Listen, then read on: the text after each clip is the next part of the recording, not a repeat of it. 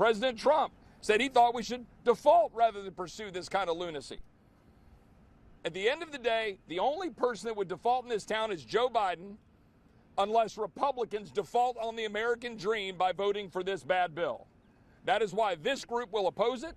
We will continue to fight it today, tomorrow, and no matter what happens, there's going to be a reckoning about what just occurred unless we stop this bill by tomorrow.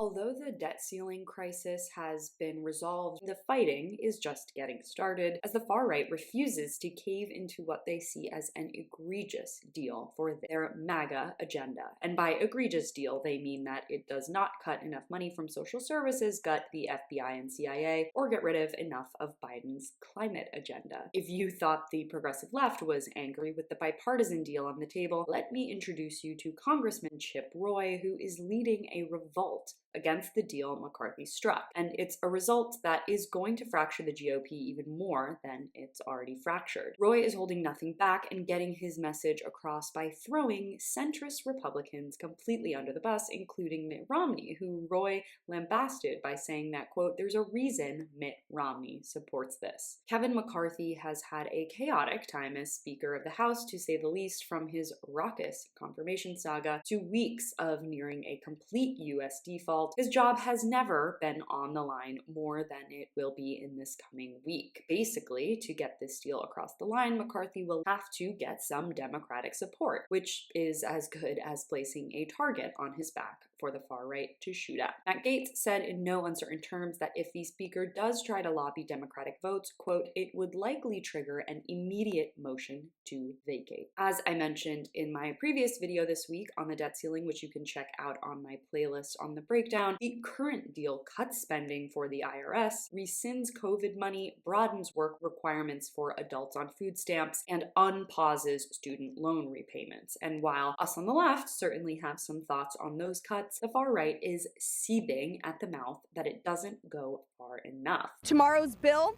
is a bunch of fake news and fake talking points that will do nothing to rein in out of control federal spending.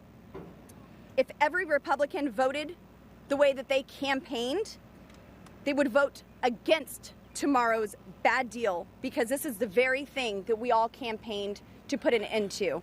People like Roy and Lauren Boebert are clearly using their platform to drum up support for candidate Donald Trump by using his name and slogans, and it's hard not to think that that's what all this grandstanding is really about, especially seeing as the deal does hit all of McCarthy's absolute red line issues. One member of the far right who's surprisingly voting for the bill is none other than Marjorie Taylor Greene, who just a few days ago was championing gutting the FBI, DOJ, and CIA by cutting funding in this bill. But now she's changing her tune, saying that, quote, "if you have to eat a shit sandwich, you want to have sides, okay? It makes it much better." This certainly raises questions about her and Speaker McCarthy's strengthening relationship and possibly signals her intent to keep climbing up the ranks in the mainstream wing of the party.